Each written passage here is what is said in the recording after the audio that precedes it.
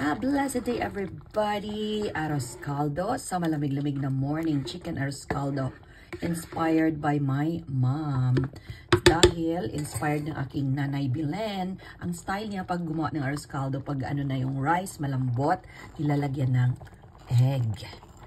Ayan, para maging thick ang soup ng arroz caldo. So, diba sa atin, pwede mo siyang ilagay na paganda ng presentation ng arroz caldo, ang boiled egg on the side. Ito naman, ihalan. See that? Naging thick ang soup, diba? Okay. Yan ang ating arroz caldo in the morning from Lal's Kitchenette. Ganda nito, may roasted onion kayo. Pag kumain ako, lagyan ko lang ng dried coriander. Tanglad.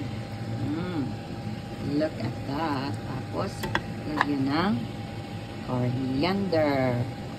Pag may spring onion kayo, masarap din. Okay, ready to eat na.